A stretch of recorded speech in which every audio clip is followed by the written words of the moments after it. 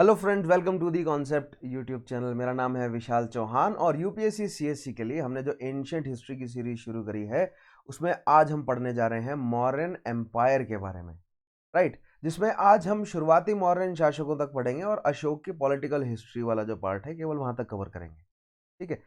लेकिन आज के टॉपिक पर बढ़ने से पहले मैं स्टूडेंट्स को बताना चाहूंगा कि अगर उन्होंने अभी तक मेरे प्रीवियस सेशंस नहीं देखे हैं, सो द कॉन्सेप्ट है चैनल का नाम। चैनल को सब्सक्राइब कीजिए, पिछली वीडियोस को जरूर देखिए। उन वीडियोस में जो मैंने सवाल पूछे हैं उनके जवाब मुझे कमेंट में दीजिएगा, अपना फीडबैक जरूर प्रोवाइड कीजिएगा और ज़्यादा से ज़्यादा शेयर जरूर कीजिएगा मेरी वीडियोज़ को, जिस भी सोशल मीडिया प्लेटफॉर्म पर आप एक्टिव हैं, राइट। उसके अलावा अगर आप चाहते हैं पिछली वीडियोस के अगर आपको पीडीएफ्स मिल जाए तो टेलीग्राम चैनल है Chauhan sir history. Make sure you subscribe to the telegram channel, जिसपे लाइव क्लासेस के अपडेट्स आपको मिलते रहेंगे, राइट। तो मेक श्योर कि आप टेलीग्राम चैनल पर जाएं और लाइव क्लासेस के आपको थरो अपडेट्स मिलते रहें, राइट। उन अपडेट्स को मिस मत कीजिएगा। उसके अलावा अनअकैडमी आपके लिए लेकर आया है यूपीएससी सीएससी जीएस के लिए स्पेशल कोर्सेज, राइट, जिसमें आपके पास लाइव क्लासेस हैं, डेली की लाइव टेस्ट एंड क्विजेज हैं, अनलिमिटेड एक्सेस है, राइट। इंडिया के टॉप टीचर से पढ़ने का मौका, टॉप टीचर से डायरेक्ट जो है वो लाइव डाउट सॉल्विंग करवाने का जो है वो आपको मौका है। और पहली बार यूपीएससी जो है वो अल्टीमेट सरप्राइज लेकर आया आपको 20 बुक्स का एक printed material UPSC CSC GS के लिए, जो कि 10,000 रुपये उसकी वर्थ है। लेकिन अगर आप एक ईयर का सब्सक्रिप्शन लेते हैं 28 अप्रैल से पहले तो ये आपको जो है वो उसके साथ मिलेगा, राइट, उस सब्सक्रिप्शन के साथ मिलेगा। सो मेक श्योर आप जो है वो सब्सक्राइब करें और कोड इस्तेमाल करेंगे आप मेरा चौहान_सर_हिस्ट्री, राइट, जिससे आपको 10% का डिस्काउंट तो मिलेगा ही, लेकिन आपका सपोर्ट मिलेगा मुझे, राइट। जैसे कि मैंने आपको कहा ना कि 31 जुलाई 2022 तक वैलिड रहेगा ये। उसके अलावा प्लस के अलावा आइकॉनिक प्लान्स यूपीएससी के लिए अवेलेबल हैं, जिसमें पर्सनल गाइडेंस, खासतौर पर टेस्ट एनालिसिस से काफ़ी अच्छा फीचर है। स्टडी मटेरियल तो आप लोगों को मिल ही रहा है। 10% का डिस्काउंट मिलेगा अगर आप कोड इस्तेमाल करेंगे चौहान_सर_हिस्ट्री। और एक और बात, स्टूडेंट्स कई बार कहते हैं कि सर जो पैकेज होता है, जो मतलब कॉस्ट होती है प्रोग्राम की, वो बहुत महंगा होता है, हमारी पहुंच से बाहर का है। तो अनअकैडमी अब आपके लिए जो है वो यूपीएससी का ड्रीम लोन लेकर आया है, जिसकी 0 रुपीज़ प्रोसेसिंग फीस है, 0% इंटरेस्ट है, बहुत जल्दी अप्रूवल हो जाता है, राइट। बहुत फ्लेक्सिबल जो है पेमेंट के, minimal paper work, no hidden charges, कुछ भी इस तरह का जो है वो कोई आपको समस्या नहीं होगी लोन लेने में। इस लिंक पर जाइएगा या आपको डिस्क्रिप्शन में लिंक मिल जाएगा, फर्दर उस पर नॉलेज आपको मिल जाएगी, ठीक है। तो अगर आपको ऐसा लगता है कि आप यूपीएससी के लिए कोर्स नहीं परचेस कर पा रहे हैं तो यहाँ पर आपको लोन अवेलेबल है। उसके अलावा टेस्ट सीरीज हैं, rise 4.0, world affair, Unacademy, Pathfinder test series, Chauhan sir history code इस्तेमाल करेंगे, टेस्ट सीरीज को अवेल करेंगे, 10% डिस्काउंट के साथ सपोर्ट मिलेगा आपका मुझे, राइट। उसके अलावा 2 year batches, 1 year batches, NCERT batches, सारे बैचेज एक्टिव हैं। अनअकैडमी की लर्निंग एप्लीकेशन पर जाइए, वहाँ पर सारी इन्फॉर्मेशन आपको मिल जाएगी, राइट। अनअकैडमी की कॉम्बैट स्कॉलरशिप जो है वो अवेलेबल है, एनरोल कीजिए, कोड इस्तेमाल कीजिएगा चौहान_सर_हिस्ट्री। और उसी कोड पर मेरा टेलीग्राम चैनल भी है, उसी सेम कोड पर मेरा इंस्टाग्राम पेज भी है, इंस्टाग्राम नॉट पेज लेकिन इंस्टाग्राम मेरी आईडी है। जो भी आपका डाउट होता है आप मुझे डीएम कर सकते हैं, ठीक है। खैर, आज हमें बात करनी है मौर्यन एम्पायर की। तो अगर आप मेरी वीडियो देख रहे हैं पहली बार, आपने पहले कभी मेरी वीडियोस नहीं देखी हैं, और अगर आप मेरे पढ़ाने की फ़िलॉसफ़ी से मतलब कन्वर्जेंट नहीं हैं, अगर आपको नहीं पता है कि किस तरह हम इंट्रा डिसिप्लिनरी अप्रोच के तहत जो है वो पढ़ते जा रहे हैं एंशंट और मेडिवल को, राइट, जिसमें हम एंशंट और मेडिवल हिस्ट्री के जो है वो सब डिसिप्लिन्स, 6 मुख्य सब disciplines, those are political history, administrative history, religious history, cultural history, social history और इकोनॉमिक हिस्ट्री, राइट। ये 6 जो हैं वो सब डिसिप्लिन है हिस्ट्री के।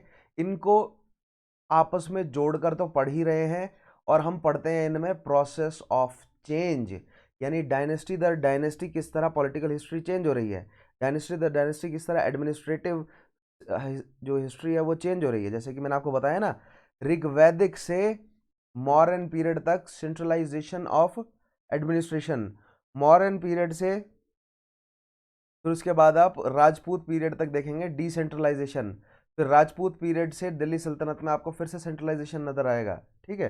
तो ये सेंट्रलाइजेशन एंड डिसेंट्रलाइजेशन का पूरा ट्रेंड है।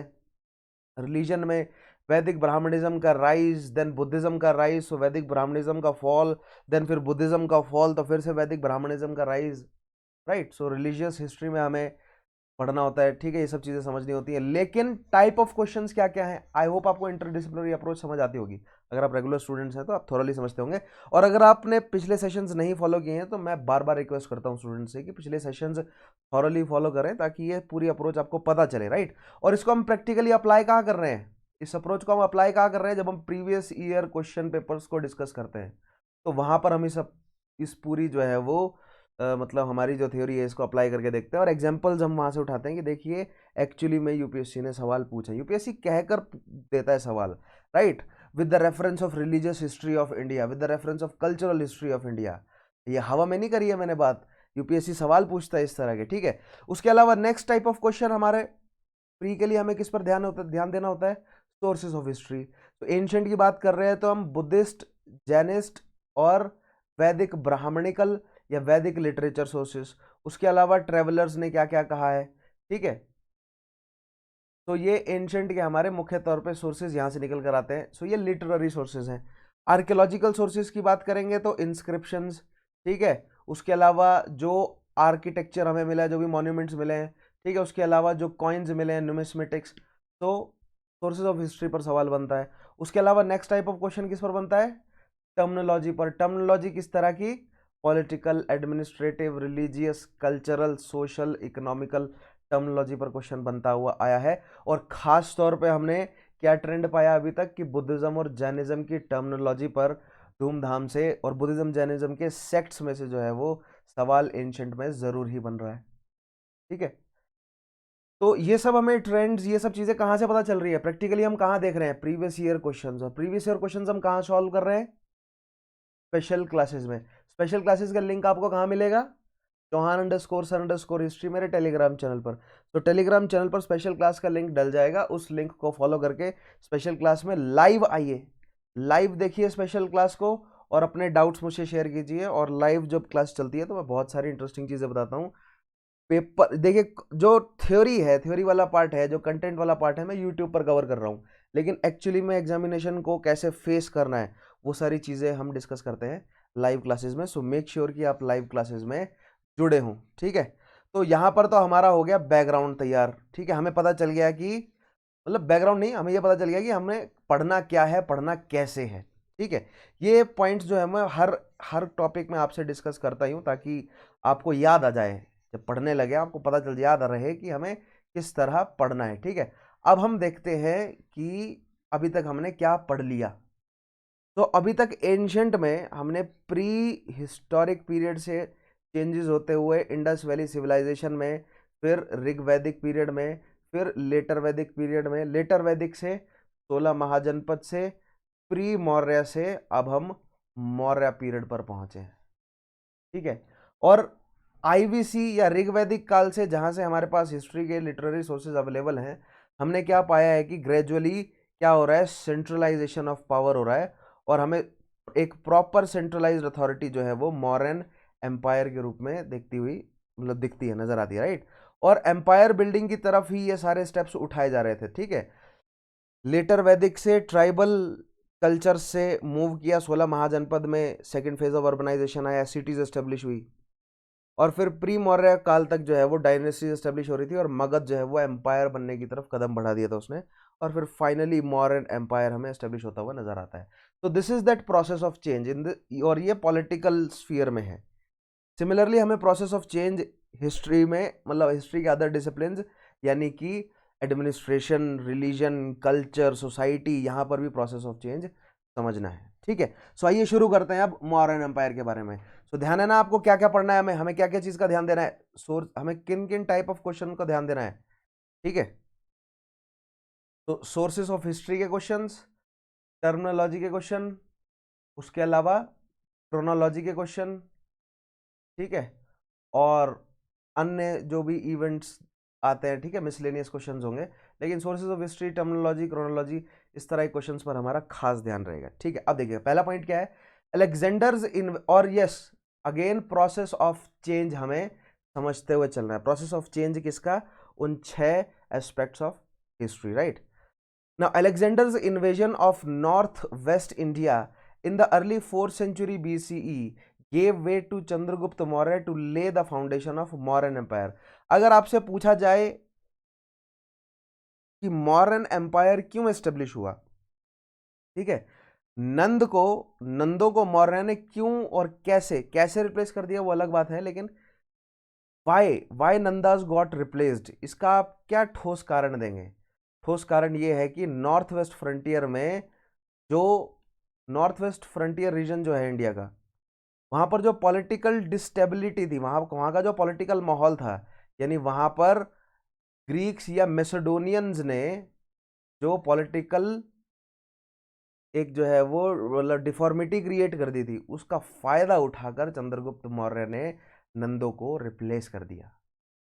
ठीक है, ये चीज एक पॉइंट आ गया।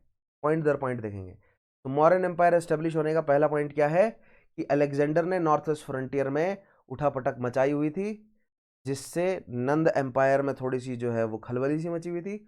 उस खलबली का फायदा जो है वो चंद्रगुप्त मौर्य चाणक्य की मदद से उठा गए, या उल्टा बोला जाए तो चाणक्य ने जो है वो चंद्रगुप्त मौर्य को यूज करके एस्टेब्लिश कर दिया मौर्य एम्पायर। ठीक है, सेकंड पॉइंट देखिएगा, the then ruling dynasty of Magadha कौन थे? द नंदाज। और आखिरी शासक कौन थे? Dhanananda. was overthrown by Chandragupta Maurya with the help of Kautilya, a teacher at Takshashila. Takshashila university में टीचर थे कौटिल्य, उनकी मदद से चंद्रगुप्त मौर्य ने धनानंद को रिप्लेस करके नंद डायनेस्टी को खत्म किया और मौर्य को एस्टेब्लिश किया। ठीक है, तो ये पॉइंट्स हम जानते हैं। Next is the Mauryan dynasty ruled from 321 to 185 BCE। ये है अब हमारे पास इंपॉर्टेंट पॉइंट, कब से कब तक? 321 से 185 BCE, यानी चंद्रगुप्त शक्ति में आए यहाँ पर, और फाइनली जो है वो मौर्यन एम्पायर डिसइंटीग्रेट हुआ 185 BCE में। ठीक है, तो ये तो आ गया इनका पॉलिटिकल टेन्योर। अब ये है मौर्यन एम्पायर का मैप। ये मैप बहुत जरूरी है, कहाँ से मिलेगा आपको? चौहान_सर_हिस्ट्री। ये मैप क्यों इंपॉर्टेंट है? क्योंकि इसके लेजेंड में देखिए, इसके लेजेंड में क्या क्या लिखा हुआ है। एक तो मेन कैपिटल पाटलिपुत्र आ गई, मेन कैपिटल। ठीक है, उसके बाद अदर सिटीज, बहुत सारी सिटीज जो है वो दी हुई है। छोटा स्टार जो होगा वो रीजनल कैपिटल्स यानी प्रोविंसेस की बात चल रही है, वहां से हमें पता चलता है कि प्रोविंसेस कहाँ कहाँ पर है।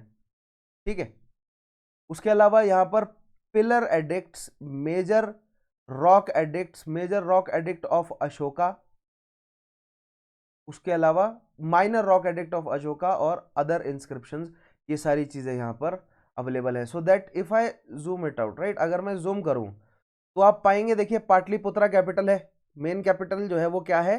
पाटलिपुत्रा है। लेकिन प्रोविंशियल कैपिटल्स में आप देखेंगे तो तोसती जो है वो आपकी एक प्रोविंशियल कैपिटल आ गई। नीचे आप आएंगे तो स्वर्ण नगरी जो है वो एक प्रोविंशियल कैपिटल आ गई। उसके अलावा यहाँ पर उज्जैन जो है वो एक प्रोविंशियल कैपिटल है, राइट। और आप पाएंगे इधर तक्षशिला, देखिए ये एक प्रोविंशियल कैपिटल है। तो ये मुख्य प्रोविंसेस आ गए और उनकी ये मुख्य प्रोविंशियल कैपिटल्स हैं। Other than that these all are important towns and cities, जिसमें आपको पोर्ट सिटीज भी दिख रही है, देख रहे हैं आप, अमरावती, ठीक है, जौगाड़ा, उसके अलावा तम्रलिप्ति, यहाँ पर सौपारा, इधर भारूकश, ये सारे क्या है? ये सारी जो है वो इंपॉर्टेंट पोर्ट से लगते हुए सिटीज हैं। अब देखिए अमरावती में, उसके अलावा यहाँ पर लीजेंड में नेक्स्ट चीज क्या है? ये जो आपको वर्टिकल छोटा सा बार नजर आ रहा है, जहां पर भी ये बार होगा वो एक क्या है? वो एक इंपॉर्टेंट पिलर एडिक्ट होगा वहां पर। तो इधर से देखिए रानीगंज से शुरू हो जाएगा पिलर एडिक्ट। ठीक है, उसके अलावा दिल्ली तोपरा में, दिल्ली मेरठ में सन किस्सा, उसके अलावा लुम्बिनी, निगाली, संगाई। तो ये सारे, ये मैप बहुत इंपॉर्टेंट है क्योंकि इस मैप में आपको पिलर एडिक्ट कहाँ कहाँ पर हैं, रॉक एडिक्ट्स कहाँ कहाँ पर है, माइनर रॉक एडिक्ट्स कहाँ कहाँ पर है, इंपॉर्टेंट सिटीज़ कौन कौन सी है मौर्यन एम्पायर की, इंपॉर्टेंट पोर्ट सिटीज़ कौन कौन सी है मौर्यन एम्पायर की, ये सारी चीज़ें यहाँ से आपको पता चलती हैं। ठीक है, देखिए गंधार में भी एक पिलर एडिक्ट देखने को मिल रहा है। और ईस्ट वेस्टर्न मोस्ट बाउंड्री आपको, या वेस्टर्न मोस्ट इंपॉर्टेंट सिटी जो है वो आपको कंदाहार देखने को मिल रहा है। ठीक है, तो ये मैप बहुत इंपॉर्टेंट है, आगे इस मैप को डिस्कस करेंगे। ठीक है, जब मैं आपको डिटेल में ये रॉक एडिक्ट्स वगैरह के बारे में बताऊंगा, तो इस मैप को आगे डिस्कस करेंगे। लेकिन मैं चाहता हूं कि इस मैप को आप फिर भी आज ही इस मैप को जब टेलीग्राम चैनल पर डलेगा इस मैप को डाउनलोड करें और ध्यान से इस मैप को जो है वो देखें कि कहाँ कहाँ पर क्या क्या है, क्योंकि ये है वो सवाल। अच्छा, एक टाइप ऑफ क्वेश्चन और होता है, मैंने पीछे मेंशन नहीं किया यहाँ पर, ठीक है, sources of history, terminology, chronology, event, process of change, और एक टाइप ऑफ क्वेश्चन होता है साइट्स, ठीक है, आर्कियोलॉजिकल साइट्स, ठीक है, इंस्क्रिप्शंस कहाँ मिले हैं, पिलर एडिक्ट, तो किसी भी तरह के जो है वो साइट के सवाल, और साइट के सवाल हमें कहाँ से पता चलते हैं, मैप से। और अगर खास तौर पे आप हिस्ट्री ऑप्शनल दे रहे हैं तब तो ये मैप आपके लिए बहुत ही ज़्यादा क्रूशियल हो जाता है। लेकिन अगर आप प्री भी दे रहे हैं तो प्री में भी जो है वो साइट का सवाल बनता है, भले ही मैप ना देते हो, मैप ना पूछते हो वो, ठीक है, बट साइट का सवाल तो फिर भी, साइट्स पर क्वेश्चन फिर भी बनता ही बनता है, ठीक है। यहां पर देखिए खास तौर पे, सो इस मैप से हमें देख के क्या पता चल रहा है कि मौर्यन एम्पायर की पकड़ कहाँ कहाँ है। मौर्यन एम्पायर की वेस्ट में पकड़ जो है वो कंधार तक के रीजन में, नॉर्थ में जो है वो आप ये मान के चलिए कि हिमालय की जो तराई वाली क्षेत्र है यहाँ तक, ठीक है, ईस्ट में बंगाल वाले रीजन में, और साउथ में आप देखेंगे कि सदर्न मोस्ट टिप पे नहीं है, यानी तुंगभद्रा के नीचे वाले रीजन में नहीं है, तुंगभद्रा से ऊपर ऊपर। बीच में आप पाएंगे कि कुछ रीजन यहाँ पर छोटा नागपुर वाला जो है वो एब्सेंट है, कुछ रीजन यहाँ पर वेस्टर्न घाट के आगे जो है वो कंट्रोल में नहीं है अशोक के, इवेंचुअली अशोक के कंट्रोल में आ जाएगा। थार डेजर्ट वाला रीजन जो है वो अशोक के कंट्रोल में नहीं है, ठीक है। ये बीच में पंजाब और मुल्तान वाला रीजन जो है वो अशोक के कंट्रोल में नहीं है, ये धीरे धीरे अशोक के कंट्रोल में आ जाएगा, ठीक है। नेक्स्ट मैप पे देखिए, नाउ अब आप देख पा रहे हैं यहाँ पर अशोक के कंट्रोल में आ गया है ये ऑलमोस्ट। तो इस मैप में भी आपको कुछ इसकी लीजेंड देखिए, other city town pillar edicts, major rock edicts, minor rock edicts, ठीक है, vessel, approximate extent of empire, और ये जो बीच बीच के है ना जो लाइट सी शेड आपको नजर आ रही है, ये वेसल्स हैं, ये मतलब ट्रिब्यूटरी थे मौर्यन एम्पायर के। और उसके अलावा ये इंपॉर्टेंट शहर, इंपॉर्टेंट जो है वो रॉक एडिक्ट्स वगैरह तो आपके लिए बहुत क्रूशियल है, ठीक है।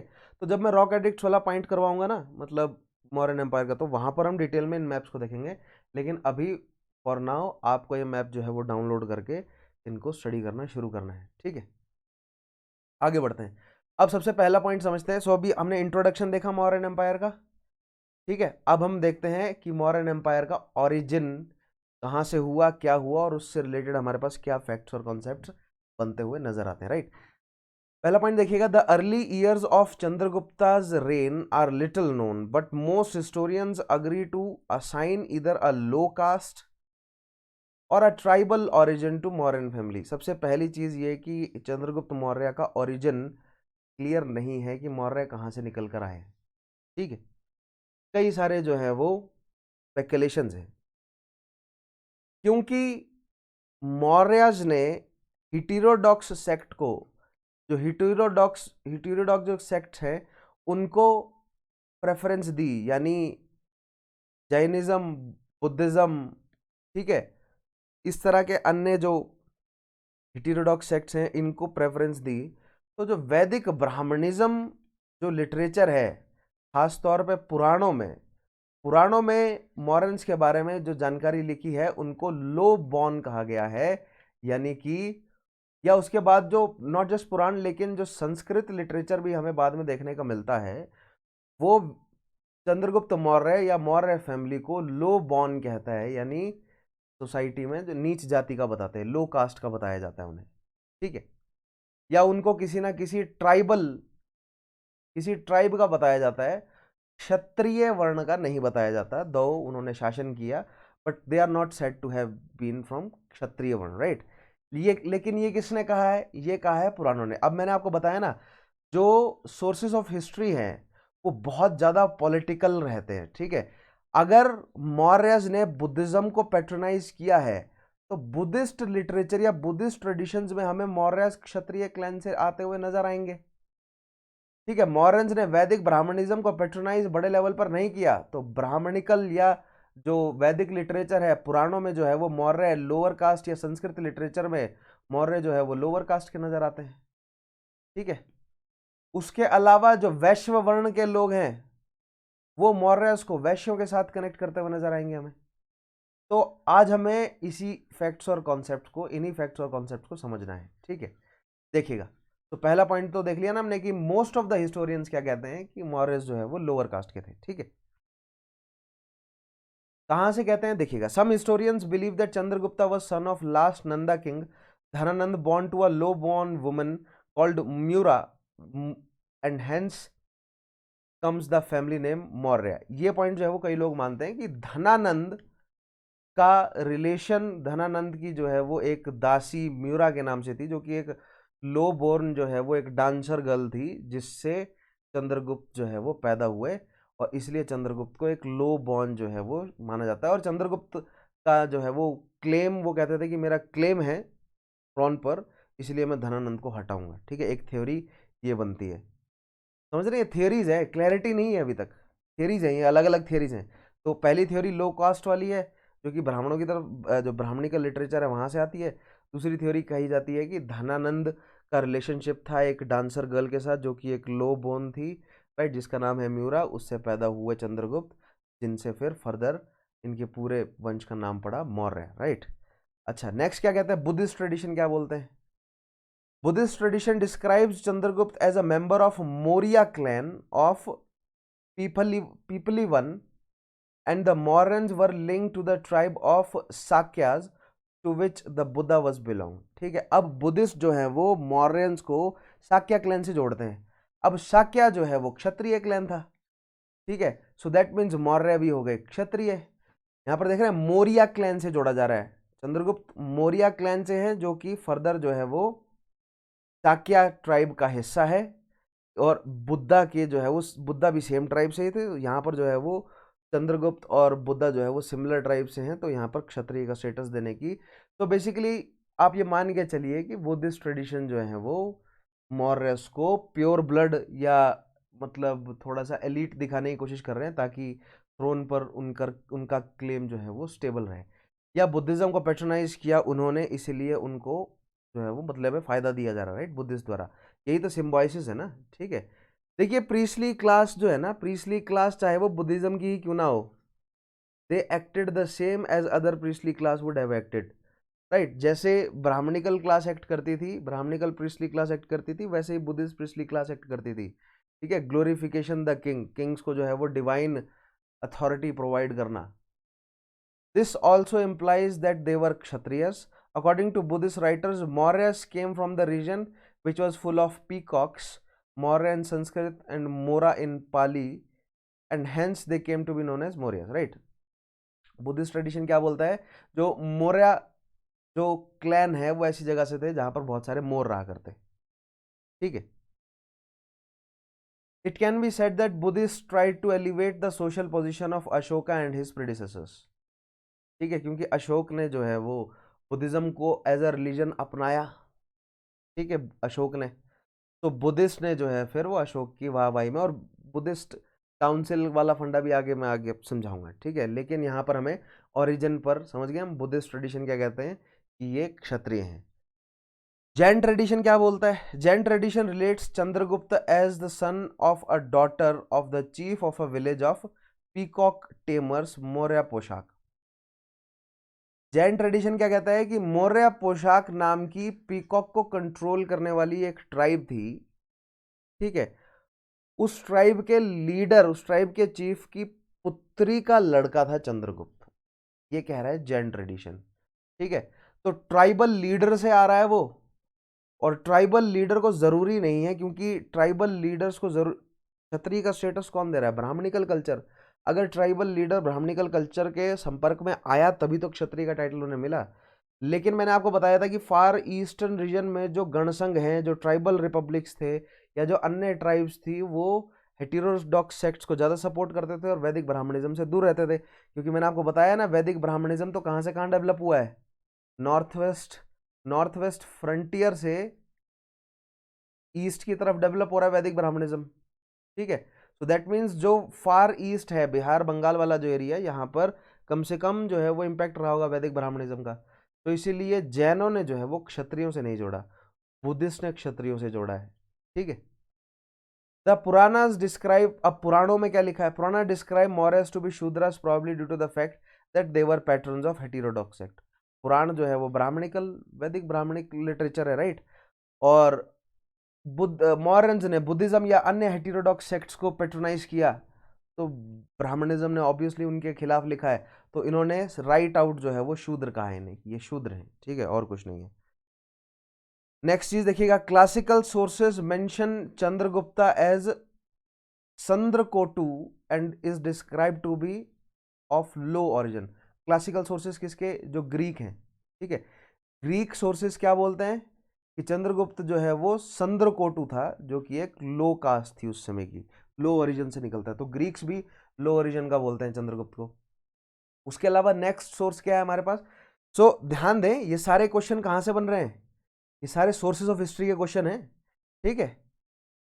देखिए, ये सोर्सेज ऑफ हिस्ट्री का क्वेश्चन, ये Buddhist sources of history, Jain sources of history, Purana sources of history, right. यहाँ पर ग्रीक सोर्सेज ऑफ हिस्ट्री, और इधर Junagadh rock inscription of Rudradaman. Rudradaman was a Saka leader, right.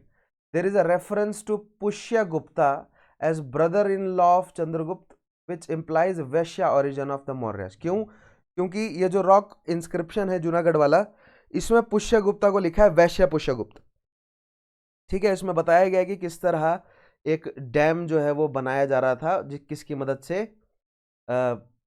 Chandragupta की वजह से। इससे ये भी पता चलता है कि मालवा गुजरात तक का एरिया भी चंद्रगुप्त के कंट्रोल में था, राइट, जहां पर वैश्य पुष्यगुप्त वर्ड लिखा हुआ मिलता है, ठीक है। जिससे इससे हमें ये मतलब आप कनेक्ट कर सकते हैं कि मौर्यस जो है वो वैश्य वर्ण से भी हो सकते हैं, ठीक है। अदर देखिए, एक ये बहुत इंपॉर्टेंट क्या है, सोर्स ऑफ हिस्ट्री है, जूनागढ़ रॉक इंस्क्रिप्शन से हमें बहुत कुछ पता चल रहा है, ठीक है। जूनागढ़ रॉक इंस्क्रिप्शन का जिक्र जो है वो कई बार आएगा। It is also suggested that the title Gupta in Chandragupta's name and the later episode of Ashoka's marriage to the daughter of a merchant of Vidisha supports the view that the Mauryans could have been Vaishya origin. Sources of history में again next चीज आ गई, या origin में Gupta title जो है वो present day भी वैश्य class का है, ठीक है। तो और उसके अलावा अशोक ने जो है वो एक मर्चेंट, विदिशा के एक मर्चेंट की लड़की से जो है वो शादी करी, इससे हमें पता चलता है कि वो वैश्य वर्ण के ही थे। लेकिन क्लैरिटी नहीं है ना, अशोक एक एडमिनिस्ट्रेटर था, ठीक है, और उसको अपना एडमिनिस्ट्रेशन सुचारू रखना है, उस यानी कि उसको अपनी इकोनॉमी चला कर रखनी है। इकोनॉमी चला कर रखने के लिए उसको ट्रेडिंग गिल्ड्स के साथ जुड़े रहना पड़ेगा। तो इसके लिए अगर आप उसको ट्रेडर्स की लड़कियों से शादी करनी पड़ रही है, मैट्रिमोनियल अलायंस बनाना पड़ रहा है, तो भी कोई बड़ी बात नहीं है, ठीक है। इससे ये नहीं पता चलता है कि वो वैश्य वर्ण का ही था, लेकिन हम इम्प्लीकेट कर सकते हैं, ठीक है। नेक्स्ट देखिएगा, the use of term such as Vrishala and Kulahina. अब एक और सोर्स ऑफ हिस्ट्री का क्वेश्चन आ गया, कहां से ये विशाखा दत्त की मुद्रा राक्षस से आ रहा है। Of Chandragupta in the Mudra Rakshasa of Vishakha Datta suggested that he was merely an upstart of an unknown family, ठीक है। मुद्रा राक्षस में क्या लिखा है, कुलहीन कहा है। देखिए, कुलहीन शब्द के दो व्याख्याएं निकल रही हैं। पहली व्याख्या तो यह कि कुल है ही नहीं, यानी वो एक ऐसे ट्राइबल कल्चर से निकल कर आ रहा है जिसको वर्ण व्यवस्था में जगह दी ही नहीं है ब्राह्मणों ने अभी, समझ रहे हैं, यानी कुलहीन है, उसके कुल के बारे में पता ही नहीं हमें। या तो कुलहीन की दूसरी व्याख्या ये निकलती है कि वो लोअर कास्ट है, इसलिए कुलहीन कहा गया, कि उसका कुल जो है वो हीन है, लो है, क्योंकि हीन का मतलब होता है एब्सेंट, राइट। लेकिन हीन का जो है वो किस सेंस में, लो या लोअर या डिजेनरेट के सेंस में भी इस्तेमाल हो सकता है, ठीक है। तो यहां पर मुद्रा राक्षस में विशाखा दत्त ने कुलहीन कहा है, वृषला कहा है, जिससे हमें यह पता चलता है कि अभी तक ब्राह्मणिकल कल्चर ने एब्जॉर्ब नहीं किया था, या क्षत्रिय होने का टाइटल चंद्रगुप्त को नहीं मिला था, और दिया भी नहीं उसके बाद उन्होंने, क्योंकि फिर मौर्यज ने बुद्धिज्म को पैट्रोनाइज किया, या हेटेरोडॉक्स या आजीविका वगैरह को जो है वो, यानी हेटेरोडॉक्स सेक्ट्स को जो है वो पैट्रोनाइज किया उन्होंने, ठीक है। तो again another source of history क्या आ गया आपके पास, मुद्रा राक्ष। तो देखिए, आपके पास पुराण, बुद्धिस्ट लिटरेचर, जैन लिटरेचर, उसके अलावा स्टोन इंस्क्रिप्शंस हैं, उसके अलावा लिटरेरी सोर्स है अगेन मुद्रा राक्ष किसकी, विशाखा दत्त की। तो काफी सारे सोर्सेज ऑफ हिस्ट्री के क्वेश्चन यहां से बनते हुए नजर आ रहे हैं, ठीक है। आगे बढ़ते हैं, अब देखते हैं फाउंडेशन ऑफ मॉडर्न एम्पायर कैसे हुआ। आपको ओरिजिन समझ आया, मौर्यन एम्पायर का, ठीक है, एक्सक्यूज मी। फाउंडेशन देखते हैं। Chandragupta, after overthrowing the last of the Nanda kings, ascended to the throne in around 321 BCE and founded the Maurya Empire। अब देखिए उसने कैसे किया, उसकी पॉलिटिकल हिस्ट्री में नहीं जाना, मैं सवाल पूछा ही नहीं जाता, उस सेंस में पूछा ही नहीं जाता है कि क्या से युद्ध हुआ क्या नहीं हुआ। हमें क्या निकालना है, हमें ज़्यादा से ज़्यादा सोर्सेज ऑफ हिस्ट्री के क्वेश्चन, टर्मिनोलॉजी के क्वेश्चन, क्रोनोलॉजी के क्वेश्चन, उसके अलावा प्रोसेस ऑफ चेंज के क्वेश्चन, ये सब समझना है हमें। तो हमें फालतू पॉलिटिकल हिस्ट्री में घुसना ही नहीं, वो हमारे लिए रेलेवेंट ही नहीं है, ठीक है।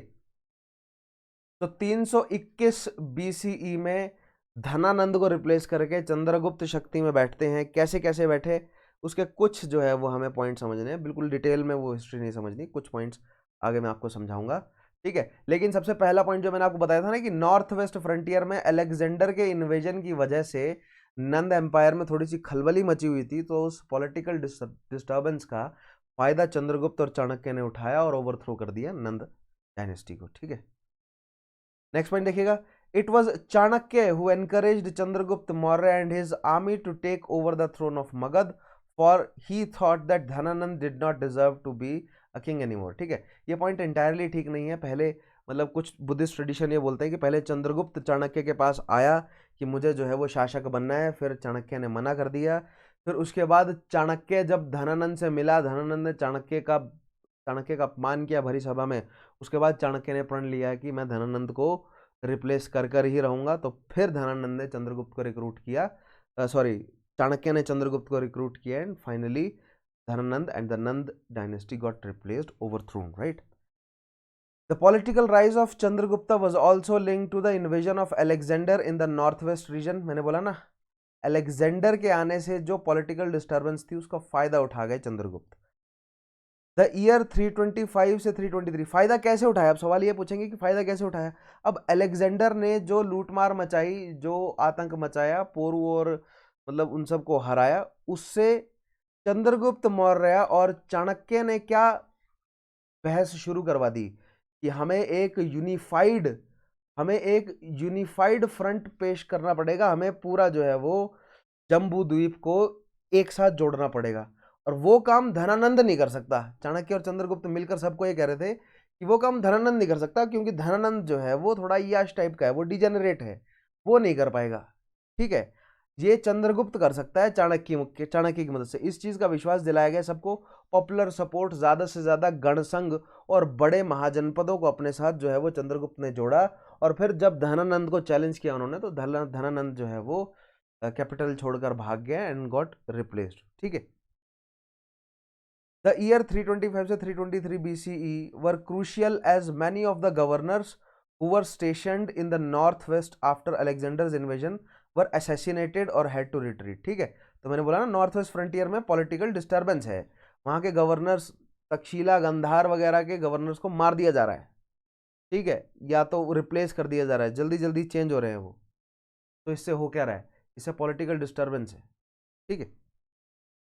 This enabled Chandragupta to gain control of this region quickly. However, it is not certain whether Chandragupta routed the foreigners first or defeated Nandas। अब देखिए यहाँ पर ना मैंने क्या बोला कि ये हमारा हिमालयन रीजन, ये हमारा नॉर्थ वेस्ट फ्रंटियर, यहाँ से मगध, और ये हमारी विंध्य है, ठीक है।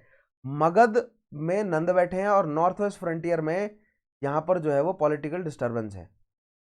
और जो चंद्रगुप्त है वो बीच में भटक रहा है, इधर वो कभी जाता है मतलब नॉर्थ वेस्ट फ्रंटियर साइड, कभी आता है मगध के side.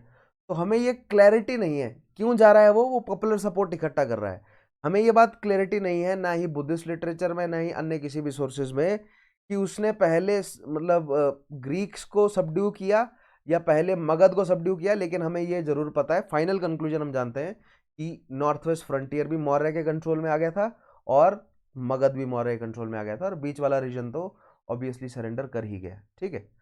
In any case, both these tasks were completed by 321 BCE and the stage was set for further consolidation, ठीक है। 321 BCE तक north west frontier as well as Magadha जो है वो मौर्य के कंट्रोल में थे, ठीक है। अब बात करते हैं मौर्यन डायनेस्टी का। तो हमने ओरिजिन समझ लिया मौर्यन डायनेस्टी का, मौर्यन डायनेस्टी के ओरिजिन के सोर्सेस देख लिए, ठीक है। उसके बाद फाउंडेशन देखा एम्पायर का किस तरह हुआ, चाणक्य ने जो है वो प्रण लिया कि धनानंद को हटाऊंगा, ठीक है, और चंद्रगुप्त की मदद से उन्होंने पॉलिटिकल डिस्टर्बेंस का फायदा उठाया। हमें नहीं पता कि पहले उन्होंने मगध को हराया या पहले नॉर्थ वेस्ट फ्रंटियर को हराया, लेकिन 321 बीसीई तक दोनों रीजन जो है वो अपने कंट्रोल में ले लिए मौर्य ने। फिर उसके बाद शुरू होता है कंसोलिडेशन का खेल, ठीक है। चंद्रगुप्त मौर्य, अब चंद्रगुप्त मौर्य के बारे में कुछ फैक्ट्स, कुछ कॉन्सेप्ट्स समझते हैं। He founded the Mauryan empire, we know, by deposing the Nanda ruler Dhananand. He also liberated northwestern parts of Indian subcontinent from Greek governor. देखिए, पहली चीज चंद्रगुप्त मौर्य के बारे में, मौर्यन एम्पायर एस्टेब्लिश किया कैसे, धनानंद को हराकर। दूसरी चीज, नॉर्थ वेस्ट फ्रंटियर को कंसोलिडेट किया ना उसने, इसको हटाकर वहां से ग्रीक कमांडर ऑफ अलेक्जेंडर, क्योंकि अलेक्जेंडर तो खुद चला गया और अलेक्जेंडर की मृत्यु हो गई थी, ठीक है। तो अलेक्जेंडर के जो ग्रीक कमांडर्स थे, जो ग्रीक कमांडर्स बचे जिनको अलेक्जेंडर छोड़ के गया था, उन्होंने अपने आप को आजाद घोषित कर दिया, उनको फिर इवेंचुअली हटा दिया ग्रीक गवर्नर्स को, किसने, चंद्रगुप्त ने, ठीक है। सत्रप्स अपॉइंटेड बाय अलेक्जेंडर। अब यहां पर याद कीजिए, मैंने आपको बोला था ना कि जो पर्शियन जो एडमिनिस्ट्रेशन है वो सब पर हावी हो जाता है, ठीक है। तो satrap is a word that came under the Achaemenid empire, यानी कि पर्शियन एडमिनिस्ट्रेशन के अंदर आता है वर्ड ये। और अलेक्जेंडर, जबकि अलेक्जेंडर ने पूरे पर्शियन एम्पायर को सबड्यू कर लिया था, बट स्टिल अलेक्जेंडर के एडमिनिस्ट्रेशन में भी वर्ड यूज हुआ सत्रप। इतना इंपैक्ट रहता है पर्शियन कल्चर का, पर्शियन एडमिनिस्ट्रेशन का, इतना एफिशिएंट था पर्शियन कल्चर और पर्शियन एडमिनिस्ट्रेशन, ठीक है। तो जो सत्रप अलेक्जेंडर के कंट्रोल में थे, जो कि अलेक्जेंडर अपने ग्रीक गवर्नर्स के हाथ में देकर गया था, अलेक्जेंडर के जाने के बाद मौर्य ने वो सत्रप उनसे छीन लिए, ठीक है। So north west frontier, Magadh, दोनों मौर्य के कंट्रोल में। अब बीच वाला एरिया उसने धीरे धीरे कंसोलिडेट करना है, दिल्ली द्वाब और गंगा के मैदान, right. One of the first major military victory of Chandragupta was in war with Seleucus Nicator, who ruled over the area west of the Indus around 305 BC. Now Seleucus Nicator was one of the Greek generals appointed by Alexander. तो सबसे पहली victory Seleucus Nicator को हराया कब, 305 BCE में, और वो reason किया अपने कंट्रोल में, west of Indus. West of Indus यानी कि काबुल वाले एरिया में, ठीक है। देखिए ये आपकी इंडस है, और इंडस का यहां पर आपको इंडस नजर आ रही है, ठीक है, ये आपकी इंडस है, और इंडस के वेस्ट वाले रीजन में, इस रीजन से जो है वो हराया उसने किसको, सेल्यूकस निकेटर को। अब देखिए ये अलेक्जेंडर ने ना 5, 1 2 3 4 5 आपको नजर आ रहे हैं, ये अलेक्जेंडर ने जो है वो एस्टेब्लिश किए थे अपने, मतलब अपना एडमिनिस्ट्रेशन एस्टेब्लिश किया। देखिए यहाँ पर फिलिप, यूडामस एंड तक्षशिलिस, ठीक है, पोरुस, यूडामस, ये सब, और नीचे देखिए पैथॉन सिंध के लिए, अलेक्जेंड्रिया ऑफ इंडस उसने एस्टेब्लिश करी थी सिंध में, अलेक्जेंड्रिया ऑफ अर्कोशिया, ये अफगानिस्तान को कहा जाता है, उसके अलावा ऑक्सियर्टिस बैक्ट्रिया में। तो ये सारे जो है वो प्रोविंसेस एस्टेब्लिश करके गया था कौन, अलेक्जेंड्रिया एस्काट का मतलब क्या है कि जो वेस्टर्न ईस्टर्न मोस्ट पॉइंट है या ईस्टर्न मोस्ट अलेक्जेंड्रिया है, ठीक है। तो ये मैप आपको ध्यान रखना है, ये अलेक्जेंडर के एक्चुअली प्रोविंसेस हैं, एट व्हाट रीजन, ये नॉर्थ इंडिया के नॉर्थ वेस्ट फ्रंटियर से लेकर सेंट्रल एशिया तक, ठीक है। देख रहे हैं आप, बैक्ट्रिया और ऊपर जो है वो सेंट्रल एशिया तक, ये सारे क्या हैं आपके अलेक्जेंडर द्वारा बैठाए गए। और मौर्य ने क्या जीता, मौर्य ने ये वाला रीजन, ठीक है, देखिए ये वाला रीजन जीता मौर्य ने, और मतलब पूरा अफगानिस्तान वाला एरिया जो है वो अपने कंट्रोल में लिया। इस मैप में देखिए मौर्यन एम्पायर, ये वही मैप है जो मैंने आपको पहले ही दिखाया था मौर्यन एम्पायर में, ठीक है। इसमें Kandahar eastern western most point जो है वो, या वेस्टर्न मोस्ट सबसे इंपॉर्टेंट सिटी जो है वो कंधार है, और कंधार के बाद जो है वो आप देख रहे हैं यहाँ पर Seleucid, again it is a Persian empire, Seleucid empire, और ऊपर जो है वो ग्रेको बैक्टीरियंस है, ठीक है, जो कि बेसिकली कौन है, वही ग्रीक जो नेटिव बैक्टीरियंस, और साथ में जो ग्रीक आए थे अलेक्जेंडर के साथ, वो यहाँ पर बसे हुए हैं। यही ग्रेको बैक्टीरियंस जो है वो फिर वो इवेंचुअली धीरे धीरे इंडिया में माइग्रेट करके भी आएंगे, ठीक है। तो इस मैप में आपको क्या मिलेंगी, major capital cities, major cities, rock edicts, pillar edicts, वो सब मैप में भी मिल जाएगा। और ये मैप आपको कहाँ से मिलेगा, चौहान _सर_हिस्ट्री से, ठीक है। Telegram channel. Eventually piece was, अब देखिए 305 में सेल्यूकस निकेटर को हराया और ये वाला रीजन जो है वो सेल्यूकस निकेटर से जीत लिया, है ना। देखिए ये वाला रीजन सेल्यूकस निकेटर के कंट्रोल में था ना, खास तौर पे ये ऊपर वाला रीजन, राइट। और ये रीजन जो है वो सेल्यूकस निकेटर से ले लिया। क्यों, क्या इंपॉर्टेंट है, पंजाब है, हाईली प्रोडक्टिव रीजन है, ठीक है।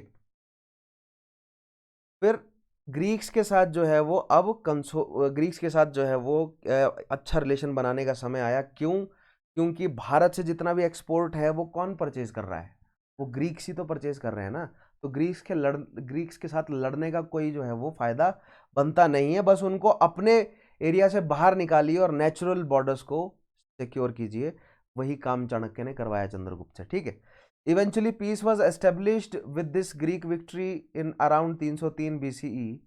In return for 500 elephants, Seleucus gave him eastern Afghanistan, Baluchistan, and the area west of the Indus. देखिए, eastern Afghanistan, this is eastern Afghanistan, this is Baluchistan, and if this is Sindh River, then this is the region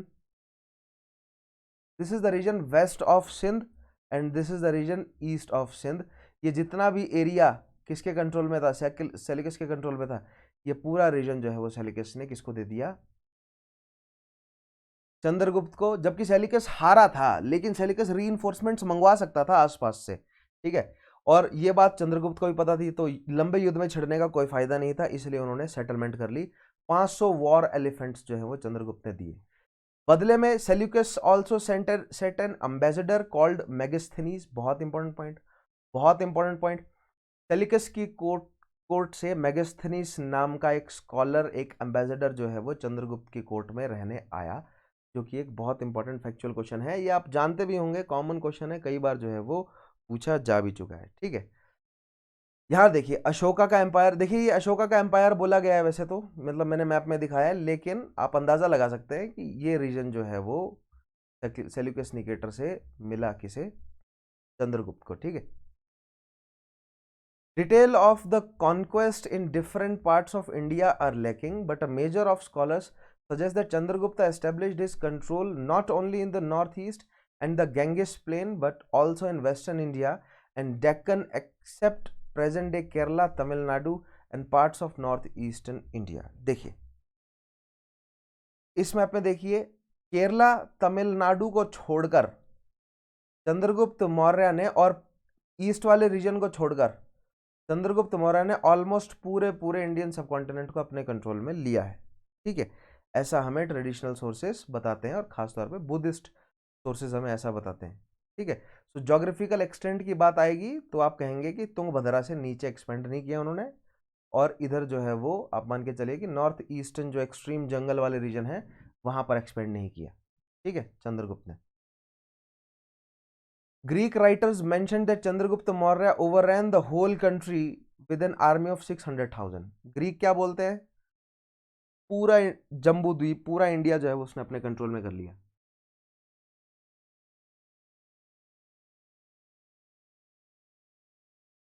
अब गुजरात, मालवा, कठियावाड़ वाला reason इसके control में था, चंद्रगुप्त के control में।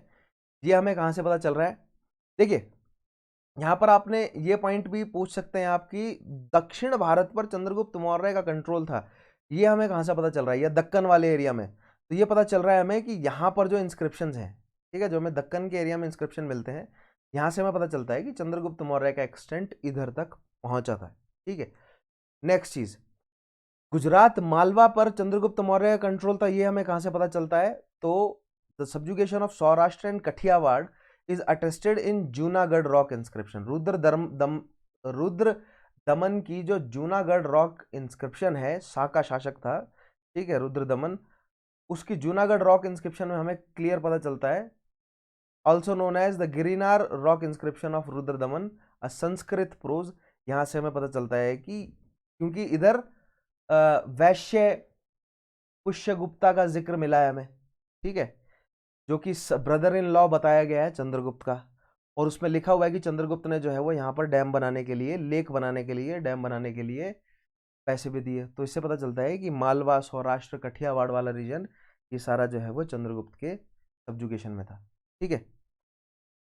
तो again this is a point from sources of history.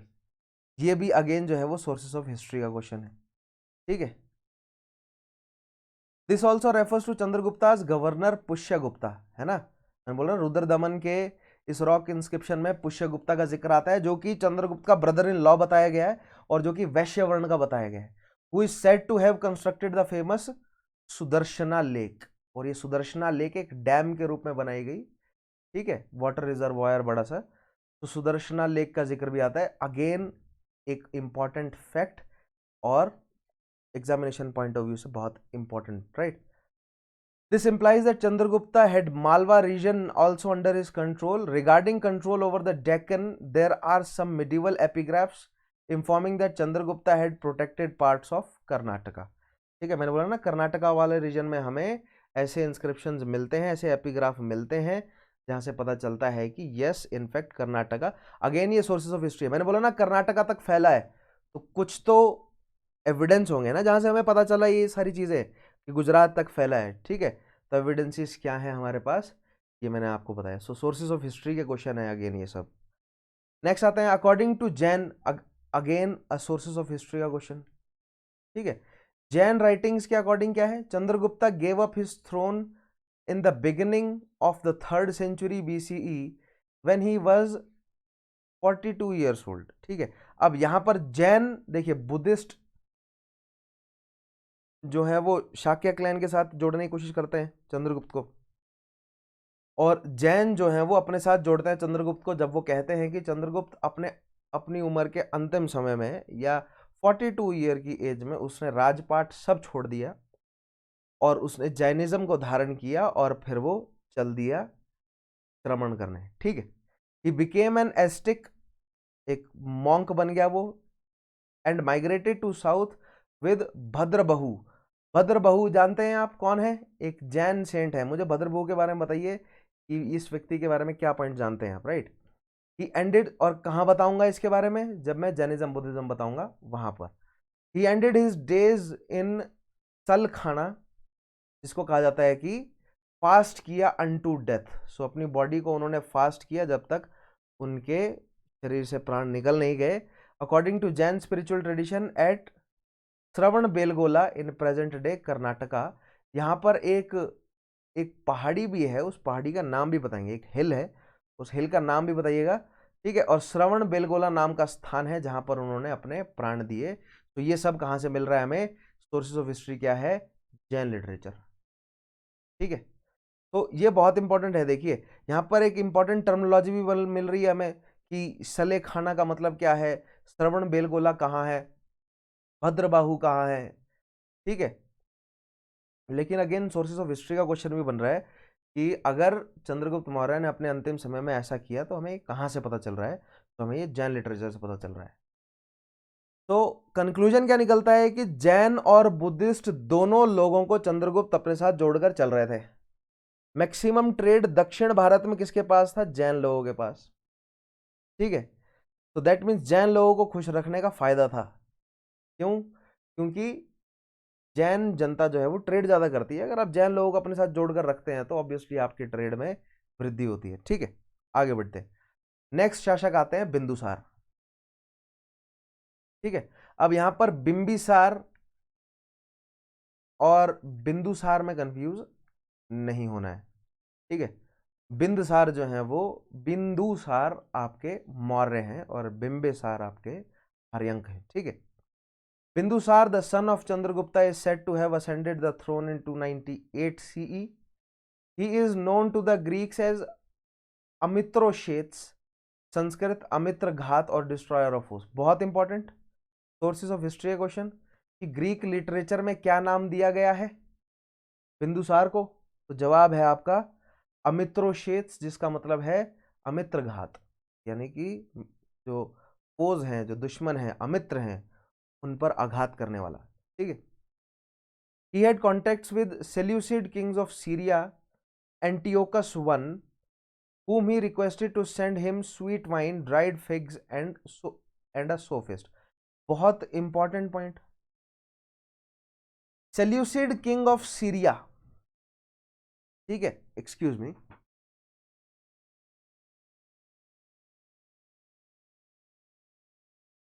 India में जब मौर्यन एम्पायर स्ट्रांग था तो पर्शिया वाले रीजन से फिर से सेल्यूसिड्स ने कंट्रोल किया। पर्शियन ही है सेल्यूसिड्स, थोड़ा सा ग्रीक कैरेक्टर है उनका, क्योंकि उनमें कई सारे जो हैं वो लीडर्स वो ग्रीक है, लेकिन उनका पर्शियनाइजेशन हो गया, ठीक है। और जितने भी अलेक्जेंडर ने रीजन जीता था वो सब सेल्यूसिड्स ने अपने कंट्रोल में किया। सो दैट मीन्स अब मॉरन्स के पड़ोसी कौन है? ग्रीक्स नहीं रहे, अब मॉरन्स के पड़ोसी हैं सेल्यूसिड्स, ठीक है। तो मौर्य शासक ऑब्वियसली सेल्यूसिड शासक से जो है वो रिलेशन में रहेगा। तो सीरिया के किंग कौन थे? एंटियोकस फर्स्ट, जिससे बिंदुसार ने क्या मांगा? उनसे कहा कि स्वीट शराब जो है वो भेजी जाए, ड्राइड फिग्स जो है वो मुझे भेजे जाए, क्योंकि उस रीजन में ड्राई फ्रूट्स बहुत उगते हैं, और एक सोफिस्ट भेजा जाए, एक Greek philosopher who also has a keen knowledge of other subjects like astronomy, geography, mathematics, इन सब की नॉलेज भी रखता है, राइट। तो एक ऐसे मल्टी टैलेंटेड एक स्कॉलर को सोफिस्ट कहा जाता है। तो सोफिस्ट की डिमांड जो है वो बिंदुसार ने एंटियोकस फर्स्ट से रखी, ठीक है। बहुत इंपॉर्टेंट पॉइंट ये है आपका। चंद्रगुप्त का कौन सा? चंद्रगुप्त के बाद जो बिंदुसार ने जो रेन संभाली, तो इतना एरिया बिंदुसार के कंट्रोल में था, जिसमें एक्सट्रीम साउथ नहीं है और कलिंग नहीं है। देखिए चंद्रगुप्त और फिर उसके बाद बिंदुसार, देखिए कलिंग वाला रीजन नहीं है और एक्सट्रीम साउथ जो है वो कंट्रोल में नहीं है। और ये इंपॉर्टेंट सिटीज है, देखते जाइए आप। स्वर्णगिरी, यहाँ पर क्या है? कुंडीना, उज्जैन, कौशाम्बी, वाराणसी, पाटलिपुत्र, ये पोर्ट सिटी है, पोर्ट सिटी है, ठीक है। इसके बारे में मतलब कंधार जो है वो वेस्टर्न मोस्ट सबसे इंपॉर्टेंट सिटी है। तक्षशिला एक इंपॉर्टेंट सिटी है, राइट। तक्षशिला ये रही, कहाँ गई? तक्षशिला। अहिछत्रा, मथुरा, ठीक है, श्रावस्ती, ये सारी जो है वो इंपॉर्टेंट सिटीज़ हैं, ध्यान रखना है आपको इनका नाम, सवाल बन जाता है इन पर। साइट्स पर क्वेश्चन बनना कोई बड़ी बात नहीं है, बार बार बोल रहा हूँ। सोर्सेस ऑफ हिस्ट्री, टर्मिनोलॉजी पर, साइट्स पर इस तरह के सवाल बनेंगे एंशंट से ज़्यादा। मॉडर्न एम्पायर से साइट्स पर क्वेश्चन बन सकते हैं, क्योंकि मॉडर्न एम्पायर पर ज़्यादातर, मॉडर्न एम्पायर पर सवाल बना तो टर्मिनोलॉजी, एडमिनिस्ट्रेशन की टर्मिनोलॉजी पर। मॉडर्न एम्पायर से बुद्धिज्म, जैनिज्म, आर्किटेक्चर या साइट्स, और ज़्यादातर क्वेश्चन, मोस्टली क्वेश्चन जो है वो एडिक्ट से बनने के चांसेस रहते हैं, ठीक है। अशोक के एडिक्ट से घुमा फिरा कर सवाल पूछा जाता है, तो वो साइट पर भी बन सकता है, एडिक्ट में क्या लिखा है ये भी बन सकता है, किस राजा का जिक्र है ये भी बन सकता है, किस स्क्रिप्ट में है, किस जगह पर कौन सी स्क्रिप्ट में लिखा है ये भी बन सकता है, ठीक है। तो आपको ध्यान रखना है, घुमा फिरा कर जो है वो कमीशन सवाल पूछता है, और कितना घुमा फिरा कर पूछता है वो हमें कहाँ से पता चलेगा? तो जो मैंने प्रीवियस ईयर क्वेश्चंस की जो सीरीज शुरू करी है स्पेशल क्लासेस में, वहाँ से पता चलेगा, क्योंकि वहाँ पर मैं 2020 से लेकर 1990 और जो भी सवाल जो है वो यूपीएससी द्वारा पूछे गए इतिहास में प्री में, वो हम डिस्कस कर रहे हैं, ठीक है। आगे देखिए, उसके अलावा प्लीनी या Pliny mentions Ptolemy Philadelphus of Egypt sent Dionysius as his ambassador to India. बहुत इंपॉर्टेंट है, सोर्स ऑफ हिस्ट्री का क्वेश्चन। प्लाइनी ने क्या लिखा है कि इजिप्ट के शासक टॉलमी फिलाडेलफस ने अपने एम्बेसडर को जो है वो इंडिया भेजा, जबकि इंडिया में कौन थे? बिंदुसार। तो यहाँ पर एक और पॉइंट बनता है कि बिंदुसार के कंटेम्पररी कौन है? टॉलमी। ये टॉलमी कौन रहे? ये टॉलमी जो है वो अलेक्जेंडर के जनरल थे, जिन्होंने अलेक्जेंडर के मरने के बाद अपने आप को आजाद घोषित कर दिया, ठीक है। एज पर the works of Buddhist, again sources of history, Buddhist literature पर, Buddhist monk Taranath of Tibet, Bindusara is said to have destroyed kings and nobles of about 16 cities and reduced to submission all the territory between east and western seas, presumably Arabian and Bay of Bengal. तो again sources of history का question, Buddhist literature से किसने लिखा है? Taranath of Tibet. जिन 16 cities की बात कर रहे हैं ये वही 16 महाजनपद हैं, ठीक है। इन वही 16 महाजनपदों को डिस्ट्रॉय करके, यानी कि हमें ये पता चल रहा है कि 16 के 16 महाजनपदों को अपने कंट्रोल में ले आए कौन? मगध के शासक। और मगध के शासक कौन थे इस समय? मौर्य थे, ठीक है। कहाँ से पता चल रहा है हमें? बुद्धिस्ट लिटरेचर से। Again a question of sources of history, ठीक है। तो ध्यान दीजिएगा बार बार टाइप ऑफ क्वेश्चंस पर, ठीक है। मैं बहुत ज़्यादा स्ट्रेस दे रहा हूँ क्योंकि इन पर सवाल बनते हैं। Many scholars believe that the extension of modern empire beyond Tungabhadra to the Deccan particularly the Mysore plateau must have been the work of Bimbisara. ठीक है, बिंबिसार की जगह यहां पर बिंदुसार होना चाहिए था। ठीक है, इधर बिंदुसार होगा। तो अब यहां पर अगेन पॉइंट कि दक्कन तक के रीजन, दक्कन के बाद जो है वो मैसूर तक के रीजन तक कौन पहुंचा है, तो बिंदुसार पहुंचा है। द अशोक वदना अगेन, लेकिन यहां पर जो है वो सोर्स ऑफ हिस्ट्री क्या है, मेंशन्ड नहीं किया मैंने। ठीक है, क्योंकि ये फिर ऑप्शनल लेवल तक आ गया, क्योंकि डिस्प्यूटेड है। जैन और बुद्धिस्ट लिटरेचर दोनों में से इंस्क्रिप्शंस हैं कहीं, वहां से पता चलता है हमें ये। द अशोकावादना मेंशंस, ये again source of history terminology. Ashokawadna mentions that a revolt took place in Takshashila during the reign of Bindusar as the citizens objected to the oppression by the higher officials। अब ये अशोकवादना क्या है, कहा जाता है कि Mathura based कुछ Buddhist Monks ने लिखी है। ठीक है, लेकिन अगेन इट इज डिस्प्यूटेड, लेकिन मतलब मोस्टली एक्सेप्टेड पॉइंट ये है कि मथुरा बेस्ड कुछ बुद्धिस्ट मॉन्क्स ने लिखी है। तो जो कहानी हमें पता है ना, हमने सुनी है कि उज्जैन का गवर्नर बनाकर बिंदुसार ने अशोक को बिठाया हुआ था, और फिर तक्षशिला जाकर बिंदुसार ने मतलब अशोक ने तक्षशिला जाकर जो है वो रिबिलियन को सप्रेस किया। तो हमें कहाँ से पता चलता है, ये अशोक वादना नाम के एक लिटरेरी वर्क से, जो कि मथुरा बेस्ड कुछ बुद्धिस्ट मंक्स ने हो सकता है कि लिखा हो। स्पेकुलेटेड है, इस पर अभी डिसीजन जो है वो इतिहासकारों का आया नहीं है। ठीक है, लेकिन ये एक पॉइंट बनता है। Again it is a question of sources of history. ठीक है, आगे बढ़ते हैं। Bindusara sent his son Ashoka the viceroyship of Ujjain to put an end to the revolt which he did successfully. अगेन कहां से पता चल रहा है हमें ये, अशोकवादना। तो ये पॉइंट हमें सोर्सेज ऑफ हिस्ट्री क्या है इसका, Ashokavadana written by Buddhist monks of Mathura. Bindusara's religious leaning are said to have been towards, अब यहां पर आजीविकों के डॉक्यूमेंट से हमें यह पता चलता है कि बिंदुसार जो है वो आजीविकों की तरफ झुका हुआ था। आजीविक कौन है, मुझे बताएंगे कि आजीविकों की स्थापना जो है वो किसने करी। ठीक है, और ये एक हेटेरोडॉक्स सेक्ट है, कमेंट में बताएंगे आप मुझे किसने करी है। ये एक हेटेरोडॉक्स सेक्ट है, दैट मीन्स ये वैदिक ब्राह्मणिज्म को अपोज करता है, और श्रमणिक या एक मतलब जो श्रमण जो सेक्ट्स रहे हैं उनमें से एक है। जो बुद्धिस्ट और जैनिस्ट भी जो है वो श्रमणिक लोग ही हैं। ठीक है, Buddhist sources suggested the death of Bindusara around 273 से 272 BCE। This is the death date according to source क्या है हिस्ट्री का, बुद्धिस्ट लिटरेचर। ठीक है, आगे बढ़ते हैं। आफ्टर हिज डेथ, अब देखिए 272 में अगर मान लो मर गया, तो बिंदुसार के मरते ही बिंदुसार के लड़कों में मच गई सक्सेशन की लड़ाई। ठीक है, after his death there was a struggle for succession among his sons for about 4 years. Ultimately around 469 या 68 Ashoka was crowned as Bindusara the successor. ठीक है, तो अशोका ने वैसे पुश किया सबको, अशोक को पता था कि मैं ही लायक हूं, बाकी जो है वो लायक नहीं है। ठीक है, और इनफैक्ट अशोक ही काफी मतलब बाद में बुद्धिस्ट लिटरेचर ने लिख दिया है कि अशोक बहुत ज्यादा जो है वो मतलब स्ट्रेंथ उसकी सबसे ज्यादा थी, सबसे ज्यादा सपोर्ट ट्रेड गिल्ड्स का उसके साथ था। ठीक है, बट उसने जो है वो आकर अपने भाइयों को मारा, 99 ब्रदर्स को मारा। एक ब्रदर तीसा को उसने छोड़ दिया, क्योंकि तीसा को राजपाट का मोह नहीं था। ठीक है, और अशोक का बचपन का दोस्त भी था तीसा। राइट, अब बात करते हैं अशोक की। तो अशोक से रिलेटेड तो वैसे तो हमें अशोक की धम्मा पॉलिसी एक अलग टॉपिक में बताऊंगा, धम्मा पॉलिसी और रॉक एडिक्ट्स को अलग टॉपिक में करूंगा। ठीक है, वहां पर आपको मैं धम्म पॉलिसी और रॉक एडिक्ट्स डिटेल में समझा दूंगा। ठीक है, अभी हमें केवल अशोक के बारे में बेसिक पॉइंट्स उठाने हैं। Ashok emerged victorious in the war of succession that followed the death of Bindusara 272 BC, और फिर 269 में अशोक को कॉरोनेट कर दिया गया ऑफिशियली। 269 कई जगहों पर 68 भी लिखा है।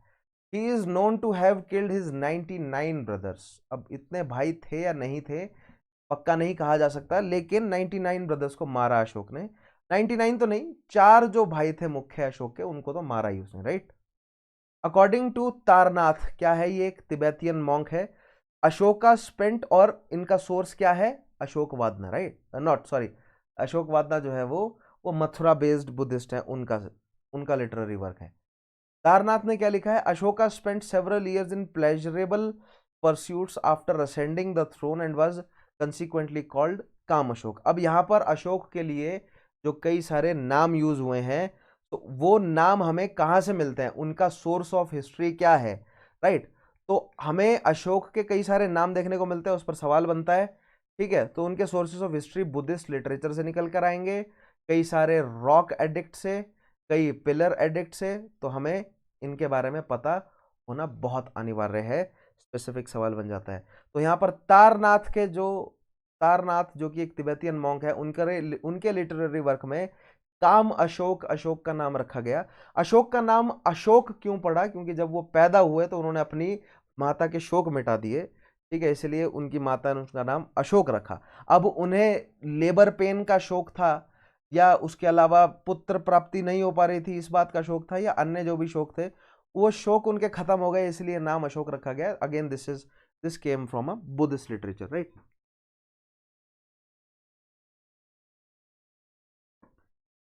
Excuse me. तो ये एक बार फिर से मैप है, ठीक है। इस मैप में क्या क्या है, यहाँ पर अशोका के एम्पायर दिखाया हुआ है, कहाँ कहाँ पर फैला हुआ अशोक का एम्पायर। उसमें आपको कैपिटल सिटीज, प्रोविंशियल कैपिटल्स नजर आएंगी, ठीक है, स्तूप नजर आएंगे, पिलर एडिक्ट, रॉक एडिक्ट नजर आएंगे। तो और सेटलमेंट्स ड्यूरिंग अशोका पीरियड। तो जूम करके मैं आपको दिखा देता हूँ, देखिए ये ट्राइंगुलर वाले जो हैं वो स्तूप हैं। तो जहाँ जहाँ पर ये ट्राइंगल है, उज्जैनी में, विदिशा में, सांची में, ठीक है, जहाँ जहाँ पर ये ट्राइंगल है वहाँ पर स्तूप है। तो इस तरह के मैंने दो मैप ऑलरेडी पहले दे दिए हैं, मतलब दो मैप हो गए, एक पहले और एक ये। तो इन मैप्स को आप थॉरली फॉलो करेंगे, जहाँ जहाँ पर रॉक एडिक्ट है, पिलर एडिक्ट है, माइनर और मेजर रॉक एडिक्ट, दूसरे मैप में माइनर और मेजर दोनों अलग अलग दिया हुआ है, ठीक है। और ये ट्राइंगल नहीं है एक्चुअली, ये स्तूप ही बना हुआ है, मुझे क्लियरली दिख नहीं रहा था पहले, दीज आर स्तूप्स एक्चुअली, ठीक है। तो इन मैप्स को आप थॉरली फॉलो करेंगे, ठीक है। आगे बढ़ते हैं। अशोका का एम्पायर और important cities. Later him his extreme wickedness earned him the name of Chanda Ashoka. अपने भाइयों को मार दिया, फिर उसके अलावा जितने भी पुराने मंत्री थे, ठीक है, जो कि उसके खिलाफ कॉन्स्पिरेसी कर सकते थे, उन सबको मरवा दिया। जितने भी ऐसे गणसंघ थे जो उसके खिलाफ कॉन्स्पिरेसी कर सकते थे, राइट, उन सबको मरवा दिया। तो बहुत सारे लोगों को मरवाए रखा ताकि उसकी पॉलिटिकल अथॉरिटी बनी रहे। यहां से उसको नाम मिला चंड अशोक। ये भी हमें कहां से पता चल रहा है, बुद्धिस्ट लिटरेचर। किसका सोर्स क्या है हमारे पास, तारनाथ, ठीक है। फिर उसके बाद and finally his conversion to Buddhism and his adoption to peaceful policies led to be called Dharma Ashoka, ठीक है। तो काम अशोक, चंड अशोक, धर्म अशोक, तीनों नाम बुद्धिस्ट सोर्सेस हमें मिल रहे हैं, ठीक है, तारनाथ के अकॉर्डिंग टू। अब दूसरा ये क्या है, अशोकावादना, ये भी सोर्सेस ऑफ हिस्ट्री, समझ रहे हैं, सोर्सेस ऑफ हिस्ट्री क्वेश्चन बनते जा रहे हैं सारे ये, और टर्मिनोलॉजी भी साथ साथ में टर्मिनोलॉजी भी जुड़ती जा रही है। Next sources of history again कौन सा है ये, अशोकावादन। Subhadrangi was mother of Ashok and it describes her as daughter of Brahman of Champa, ठीक है।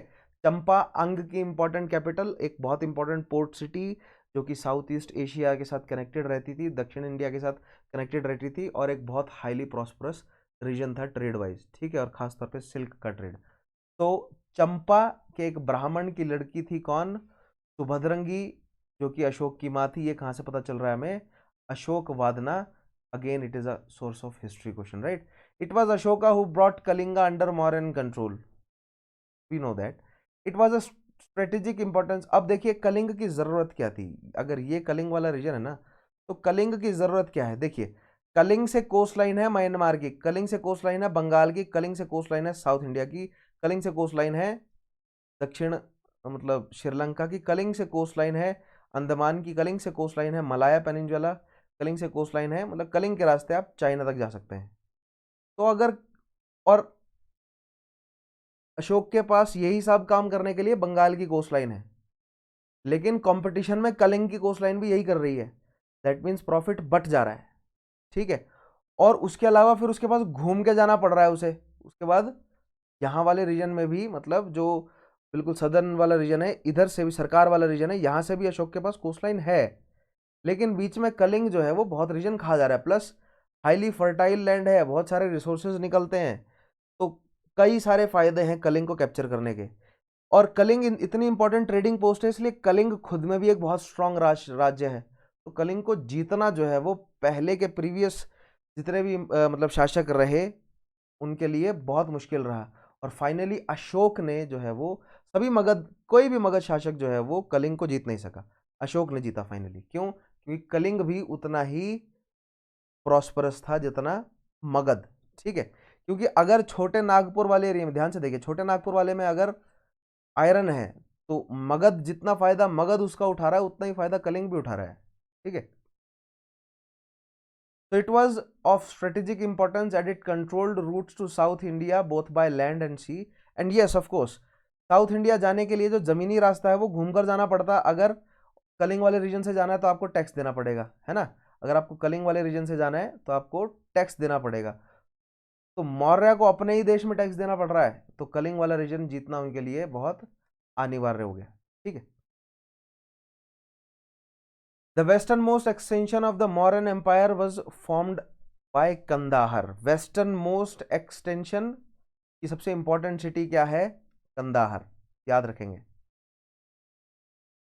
Ashokan inscriptions mention the Gandharas, Kambojas and Yonas as the borders of empire. देखिए अशोकन इंस्क्रिप्शन में पता चलता है हमें कि ये बॉर्डर्स है। ठीक है, गंधार, कंबोज और योना। योना आपने यूनानी वर्ड सुना होगा, है ना। यूनानी किसे कहा जाता है? ग्रीक्स को। तो यानव भी किसे कहा जाता है? ग्रीक्स को। तो योना वर्ड जो है वो बेसिकली ग्रीक्स के लिए आया। और कहां से आया है ये?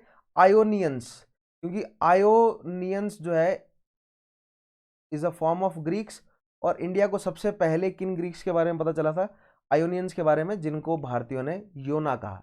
ये योना है या यानव है, ठीक है, या यूनानी है। तो योना is a word for Greeks. और ग्रीक्स कौन थे? सेल्यूसिड, जब जिनका पर्शियनाइजेशन हो गया था, बट थे वो Greeks. The Mauryas maintained close contacts with their neighbours Seleucid empire and the Greek kingdoms through north west. Mauryan influence extended as far as Ganga delta in the east.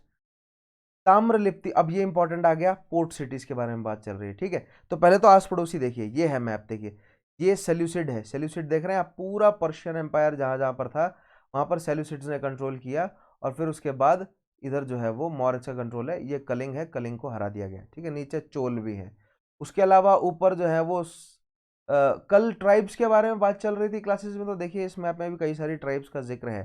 Celtic tribes हैं, स्लेविक ट्राइब्स हैं, सरमेशियन tribes हैं। उसके अलावा यहाँ देख लीजिए proto Tibetan tribes हैं, Parthians हैं, ग्रेको बैक्टीरियन हैं। ठीक है, इधर नोमैड्स हैं। ये मैप में आ गया, बड़ा मैप में आगे भी दिखाऊंगा आपको इसका। ठीक है, अरेबियन ट्राइब्स हैं ये सब। ये अरेबियन ट्राइब्स जो हैं वो क्या डेवलप करेंगी? इस्लाम डेवलप करेंगी ये।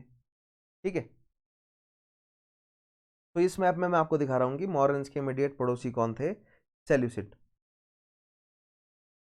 अच्छा, और अब मौर्य एम्पायर की इंपॉर्टेंट पोर्ट सिटीज देखिए कौन कौन सी हैं। ताम्रलिप्ति और modern Tamluk was an important port on Bengal. बहुत इंपॉर्टेंट है ये, बहुत इंपॉर्टेंट पोर्ट सिटीज का तो फैन है यूपीएससी।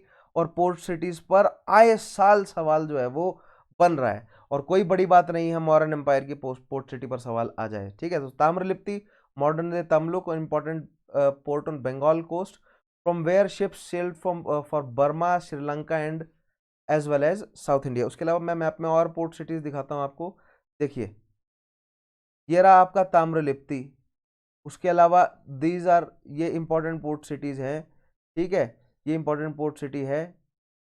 तो और जो मैंने दूसरा मैप जो दिखाया ना उसमें हाईली डिटेल छोटा छोटा जो लिखा हुआ है, वहां पर आपको क्लियरली बहुत सारी पोर्ट सिटीज दिख जाएंगी। उन पोर्ट सिटीज को फॉलो कीजिएगा। यहाँ पर अदरवाइज मैं बता भी देता हूँ, भरूच इंपॉर्टेंट पोर्ट सिटीज है। ठीक है, भरूच को मैं आपको बताता हूँ किस नाम से जाना गया। एक सेकेंड, एक सेकेंड, एक second, let me get you. अरे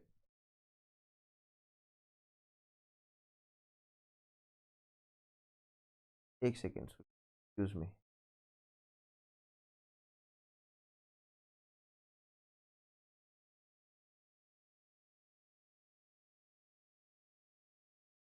यस, यहाँ पर आप देख रहे हैं भारू कच्चा जो है वो नाम इस्तेमाल हुआ है भरूच के लिए। ठीक है, यहाँ पर इस मैप में आपको कई सारे जो हैं वो पोर्ट सिटीज नजर आएंगे, तो मेरी आपसे रिक्वेस्ट है कि इन मैप्स को जरूर जो है वो फॉलो करें थॉरली। अगेन मिसबिहेव कर रहा है, एक सेकेंड, वाई, तो I have no idea. Yes, Bharuch was another major port on the west coast at the mouth of Narmada river. तो यहाँ पर देखिए, एक तो आ गया आपके पास ताम्रलिप्ति, ताम्रलिप्ति बंगाल में, भरूच जो है वो वेस्ट कोस्ट नर्मदा नदी के किनारे। मौर्यज also had close relations with Sri Lanka, Sri Lanka के साथ मौर्यज के ट्रेड नजर आते हैं। क्यों? क्योंकि मौर्यज ने, अशोक ने बहुत आसानी से अपने पुत्र पुत्री को श्रीलंका साइड भेज दिया, ठीक है। Ashoka Saint his sun Mahendra and daughter Sanghamitra to preach Buddhism in Sri Lanka as mentioned इन, ये आपने पहले ही पढ़ा है, राइट। अब सोर्सेस ऑफ हिस्ट्री का again question, as mentioned in major rock edict second, Ashokan mentioned friendly relations with many people of south such as Chola, Pandya, सत्यपुत्रा and केरलापुत्रा। बहुत important source of history का question कि दक्षिण भारत में चोल, पांड्या, सत्यपुत्रा, केरलापुत्रा ये सब मौजूद थे अशोकन पीरियड में, ठीक है। कहां से पता चल रहा है? मेजर रॉक एडिक्ट सेकंड से पता चल रहा है, ठीक है। तो इसी सवाल को घुमा फिराकर कई तरीके से पूछ सकता है कि 4 ऑप्शन दे दिए, इनमें से कौन मौजूद नहीं था, ठीक है। या कोड में भी दे सकता है 1 2 मौजूद थे, 2 3 मौजूद थे अशोका के टाइम में। तो ये अगेन एक इंपॉर्टेंट सोर्स ऑफ हिस्ट्री का क्वेश्चन है, ठीक है। Next, as mentioned in the major rock edict second, अच्छा ये वही पॉइंट है, फिर से रिपीट हो गया। With the conclusion of the third Buddhist council at Pataliputra, अब बुद्धिस्ट काउंसिल हुई है अशोक के टाइम में, थर्ड बुद्धिस्ट काउंसिल हुई है। इनफैक्ट आप मुझे फर्स्ट और सेकंड के बारे में तुरंत कमेंट में बताएंगे कि फर्स्ट और सेकंड बुद्धिस्ट काउंसिल कब हुई है और कहां हुई है और किसने पैट्रोनाइज किया है, ठीक है। थर्ड बुद्धिस्ट काउंसिल 250 बीसी में under the chairmanship of Moggaliputta Tissa. ये मोगलीपुत तिस्सा कौन है? ये अशोक का सबसे छोटा भाई है मोगलीपुत तिस्सा, जिसने इसने भी बुद्धिज्म को जो है वो अडॉप्ट किया था। राजपाट तो क्या, लेकिन राजघराना इसने छोड़ दिया था, ठीक है। बहुत important point, this shows that Ashoka was careful to make a distinction between his personal support for Buddhism and his duty as emperor to remain unattached and unbiased in favour of any religion. देखिए, इसका मतलब ये नहीं है कि Buddhism उसने adopt कर लिया तो उसने तलवार छोड़ दी। धम्मा पॉलिसी आगे मैं एक्सप्लेन करूंगा, जिसमें उसने क्लियर किया है ये बात कि वैसे तो मैं बिल्कुल दयावान रहूंगा, जानवरों को मारूंगा नहीं, लेकिन अगर आप रिबेलियन करोगे तो मैं डिफेंस के लिए आर्मी रखूंगा, मैं ऑफेंस के लिए नहीं रखूंगा, लेकिन मैं डिफेंस के लिए डेफिनेटली रखूंगा, ठीक है। प्लस उसने रिलीजन में देखिए, उसने जैन धर्म के साथ ज़्यादा छेड़छाड़ नहीं करी, वैदिक ब्राह्मणिज्म के साथ, क्योंकि उसके एडिक्ट्स में धम्मा पॉलिसी में हमें क्लियरली देखने को मिलेगा। आप मुझे बताइए कि धम्मा पॉलिसी में कहाँ पर लिखा है ये, ठीक है, किस पॉइंट में लिखा है, या जो रॉक एडिक्ट्स है, जो पिलर एडिक्ट्स है, उसमें किस पिलर एडिक्ट में लिखा है कि आपको ना ही अपने धर्म की ज्यादा प्रीचिंग करनी है, ये बोलते हुए कि दूसरे का धर्म बेकार है, ठीक है, किस पिलर एडिक्ट में। इनफैक्ट ये पॉइंट जो है वो पूछा हुआ है यूपीएससी ने, ठीक है। It has been mentioned in the 13th major rock edict that Ashoka exchanged diplomatic and other missions with his contemporaries of the Hellenic world। अब देखिए हेलेनिक कौन है? ये हेलेनिक जो है वो ये ग्रीक हैं, ठीक है, ग्रीक माइथोलॉजी से वर्ड निकलता है, उनकी एक देवी है हेलेनिक, हेलन, और वहां से हेलेनिक रीजन पड़ता है उनके नाम पर। हेलेनिक राजा एंटियोकस सेकंड के साथ जो है वो अशोका के अच्छे रिलेशन है, ठीक है। Antiochus second theos of Syria, जिसको अम्तियोगा कहा गया, the grandson of Seleucus Nicator. उसके अलावा टॉलमी थर्ड फिलिडेपस ऑफ इजिप्ट, जिसको तुलामाया कहा गया। एंटीगोनस गोनाटस ऑफ मैसिडोनिया, जिसको एंटिकीना कहा गया। उसके अलावा मैगस ऑफ साइरीन, जिसको मक्का कहा गया। एंड अलेक्जेंडर ऑफ एपीरस, जिसको एलिका शुदाला कहा गया, ठीक है। तो ये बहुत इंपॉर्टेंट है कि किस राजा का क्या नाम जो है वो हमें मॉडर्न पीरियड में नजर आता है। तो यहाँ पर जो है वो मॉडर्न्स का रिलेशन नजर आ रहा है आस पड़ोस के राज्यों के साथ, इजिप्ट के साथ, सीरिया के साथ, राइट, सेल्यूसिड्स के साथ तो है ही, ग्रीस के साथ भी है, साउथ ईस्ट एशिया के साथ भी रिलेशन अच्छा है, मैसेडोनिया के साथ रिलेशन अच्छा है, ठीक है। आगे बढ़ते हैं। According to a tradition, Kashmir was included in Ashokan Empire and it was Ashoka who built the city of Srinagar. बहुत इंपॉर्टेंट। अशोका के डिसइंटीग्रेशन के बाद कश्मीर का डिस्प्यूट आज तक चल रहा है कि कश्मीर किसका है, ठीक है। तो कश्मीर को एस्टेब्लिश किया अशोक ने। उसके अलावा आप हिमाचल प्रदेश में एक डिस्ट्रिक्ट है, उसका नाम है सिरमौर, राइट। और सिरमौर डिस्ट्रिक्ट का नाम कहाँ से पड़ा है कि वो मौर्य एम्पायर के बिल्कुल सिर पर है। सो कश्मीर वाला रीजन जो है वो कैप्चर किया जब अशोक ने अपने एरिया में, लेकिन उससे पहले चंद्रगुप्त के टाइम तक जो है वो Sirmaur was not under the Mauryan empire. तब वो मौर्य एम्पायर के सिर पे बसा हुआ था, इसलिए उसको सिरमौर कहा गया, ठीक है। लेकिन फिर बाद में अशोक ने सिरमौर, हिमाचल समेत कश्मीर वाला पूरा रीजन अपने कंट्रोल में किया। लेकिन चंद्रगुप्त के टाइम में Sirmaur was not part of Mauryan empire, right. Khotan बहुत इंपॉर्टेंट साइट का आ गया सेंट्रल एशिया से, वहां तक जो है वो हमें मॉडर्न कंट्रोल, क्योंकि खोतान में हमें क्या मिला है, एडिक्ट्स देखने को मिले हैं modern. Central Asia was also supposed to have come under Mauryan control. As the foothills of Himalayas were part of empire, Maurya had close connections with area of modern Nepal. Modern Nepal वाला reason obviously, क्योंकि यहाँ से बुद्धा निकल कर आए हैं तो उस रीजन को तो काफ़ी हाईली मतलब प्रोटेक्शन जो है वो मौर्य किंगडम से मिली भी होगी, ठीक है। Buddhist temple was reorganize. अब देखिए यहाँ पर Buddhist temples, Buddhist monasteries, Buddhist vihara, इन सबको जो है वो बड़े बड़े ग्रांट्स दिए गए हैं मौर्य द्वारा, ठीक है, अशोक द्वारा।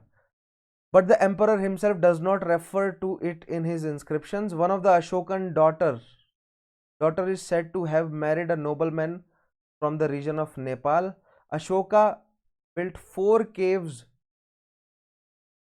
and the Barabar Hills in the Barabar Hills and dedicated them to आजीविका सेक्ट। अब देखिए बुद्धिज्म के साथ भी और आजीविकों के साथ भी जो है वो रिलेशन बना रहा है। बराबर हिल्स जो है वो कहां पर है, बिहार वाले रीजन में है। यहां पर उसने आजीविका सेक्ट को जो है वो उनके नाम पर केव्स और उनके नाम पर जो है वो एक मॉन्यूमेंट क्रिएट किया, ठीक है। ये है वो आप देख रहे हैं जो, ठीक है। Ashoka embraces Buddhism. बुद्धिज्म को कैसे अडॉप्ट किया अशोका ने, हमें कहां से पता चलता है, ये बुद्धिस्ट लिटरेचर से ही obviously. The events in his personal life like marriage to a Vidisha merchant's daughter, जो कि था कौन, अगेन एक बुद्ध ही था वो, and the birth of their 2 children Mahendra and Sanghamitra are said to have a great influence in turning Ashoka toward Buddhism. क्योंकि उसकी जो वाइफ थी, ठीक है, देवी, वो बुद्धिस्ट थी और उसने जो है वो काफी अशोका का दिमाग जो है वो बुद्धिज्म की तरफ घुमाया, राइट। इस conversion to Buddhism is also suggested to have taken place. लेकिन बुद्धिस्ट ट्रेडिशन क्या बोलता है कि कलिंग के युद्ध में, बुद्धिस्ट ट्रेडिशन ये बोलता है कि कलिंग के युद्ध में लाखों लोगों की लाशों को देखकर अशोक का मन पिसीज गया कि अब वो युद्ध नहीं लड़ेगा, अब वो धम्म का रास्ता अपनाएगा।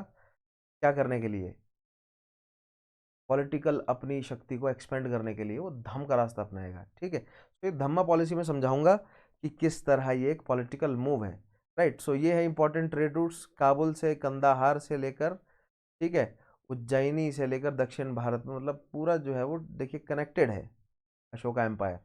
इंपॉर्टेंट ट्रेड रूट है, ये उत्तरा पथ है, ठीक है। It is believe that Ashoka converted to Buddhism immediately after the battle of Kalinga with its attended horrors. अब मुझे बताएंगे कि कलिंग के बारे में हमें जानकारी कहाँ से मिलती है, what is the source of history, तुरंत कमेंट में बताइए। Ashoka himself in rock edict 13, अच्छा मैंने नेक्स्ट पॉइंट ही लिख दिया हुआ है यहाँ पे।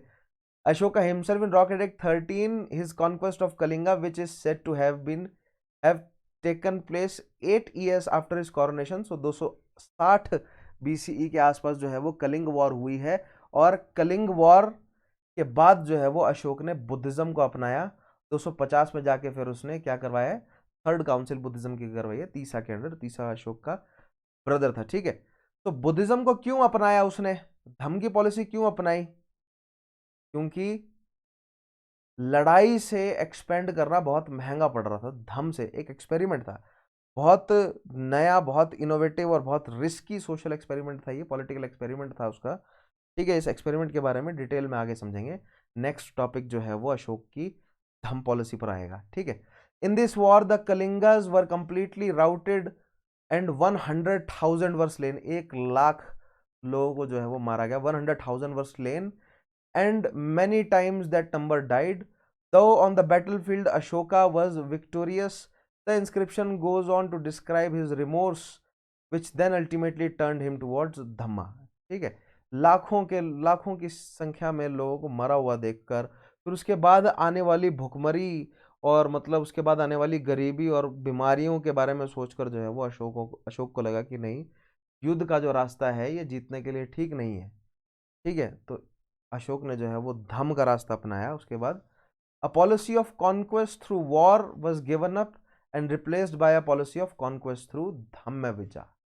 धम्म विजय यानी कि धम्म के नाम पर जहां जहां पर देखिए, जैसे अब मैं आपको बता ही देता हूं, इस्लाम ने क्या किया, इस्लाम ने कॉन्क्वेस्ट से अपने रिलीजन को एक्सपेंड किया जहां जहां पर, और जो इनिशियल थ्योरी थी वो क्या थी, जहां जहां तक कॉन्क्वेस्ट होता जाएगा वहां वहां तक इस्लाम में कन्वर्जन होते जाएंगे, और खलीफा के हाथ में ही पॉलिटिकल अथॉरिटी है, यानी और खलीफा क्या है, रिलीजियस हेड है। तो जहां जहां तक एक्सपेंड होता जाएगा, जहां जहां तक इस्लाम कॉन्क्वेस्ट करता जाएगा वहां वहां तक इस्लाम को फैलाते जाएंगे वो, वहां वहां तक सभी लोग जो है वो एक ही धर्म में बंधे रहेंगे, तो जो ट्रेड है वो उसमें डिस्टर्बेंस नहीं आएगी, और फायदा जो है वो चैनलाइज होगा सब खलीफा की तरफ, ट्रेड का फायदा। सेम कुछ जो है वो अशोक करना चाह रहा था, जहां जहां तक बुद्धिज्म फैलेगा वहां वहां तक अशोक का एम्पायर जो है वो एक्सपेंड होगा। तो ये धम्म विजय का काम, जो कि फिर बाद में इस्लाम ने बाद में फॉलो किया है, ये धम्म विजय का काम जो है वो अशोक ने पहले कर दिया था। लेकिन इस्लाम ने धर्म का एक्सपेंशन कॉन्क्वेस्ट से किया है, अशोक धर्म का एक्सपेंशन प्रीचिंग से करवा रहा था, यानी कि बुद्धिस्ट या धर्म की टीचिंग से समझा कर कि प्यार से कर लो, नहीं तो सेना भी है हमारे पास, नहीं मानोगे तो ज्यादातर लोगों ने प्यार से मान ली। लेकिन उल्टा पड़ गया, लोगों ने स्पिरिचुअल बातें तो मान ली, क्योंकि श्रीलंका में, साउथ ईस्ट एशिया में, चाइना में, ठीक है, तिब्बत के रास्ते जो है वो चाइना में गए, या काश्मीर के रास्ते, ठीक है, गंधार के रास्ते घूमकर अगर चाइना में गए, तो प्रीचर्स तो गए हर जगह, लेकिन उन्होंने पॉलिटिकल अथॉरिटी नहीं मानी अशोक की, लेकिन रिलीजियस कॉन्सेप्ट धम्मा उन्हें जरूर समझ आ गया। तो इस तरह भारत से धम्मा जो है वो, या भारत से जो बुद्धिज्म है उसने आउटग्रो भी किया। ठीक है, लेकिन पॉलिटिकल कंट्रोल नहीं ला पाया। अशोक पॉलिटिकल कंट्रोल लाना चाह रहा था, अशोक की ऐसी थ्योरी थी कि धम्मा के रास्ते में पॉलिटिकल कंट्रोल कर लूंगा, ठीक है, लेकिन नहीं हो पाया, अपना खुद का छूट गया, डिसेंट्रलाइजेशन फैल गया, क्योंकि उसके जो अशोक के जो गवर्नर्स हैं उनको लगा कि अशोक पड़ गया सॉफ्ट।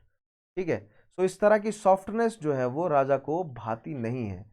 ठीक है, क्योंकि अगर शासक की इस तरह की सॉफ्टनेस जो है वो कमजोरी कहलाती है, और दुश्मन जो है वो अशोक के जाने के बाद उसके जो सक्सेसर्स थे वो वीक रहे, और इवेंचुअली धीरे धीरे नॉर्थ वेस्ट फ्रंटियर से जो इन्वेजन्स आते गए, उन्होंने फर्दर मगध एम्पायर जिस तरह पाटलिपुत्र से इतना मतलब प्रेशर से वेस्ट की तरफ मूव किया था, उसी प्रेशर से वो वापस पाटलिपुत्र की तरफ श्रिंक भी हो गया। ठीक है, this was meant to work both at the state and personal levels and totally transform the attitude of the king and his official towards their and his officials toward their subject. तो अशोक ने खुद को तो बदला ही, अपने officials पर भी pressure डाला कि आपको धम्म की पॉलिसी फॉलो करनी है।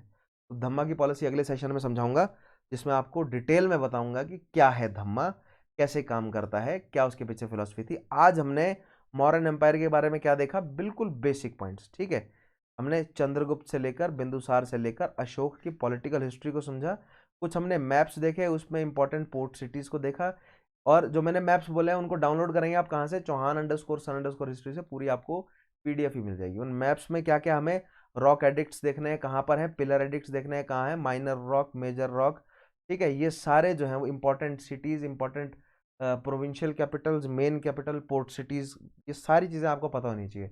आस पड़ोसी में जैसे सेल्यूसिड्स हैं, ठीक है, मैसेडोनियंस हैं, साका हैं, इजिप्शियंस हैं, ग्रीक हैं, इन सब के बारे में आपको पता होना चाहिए। ठीक है, कोई भी अनअकैडमी का कोर्स अगर आप सब्सक्राइब कर रहे हैं तो कोड इस्तेमाल कीजिएगा चौहान_सर_हिस्ट्री। कोई भी डाउट है अगर आपका तो आप मुझे इंस्टा पे डायरेक्ट मैसेज कर सकते हैं, इसी सेम हैंडल से मैं इंस्टा पर भी अवेलेबल हूँ।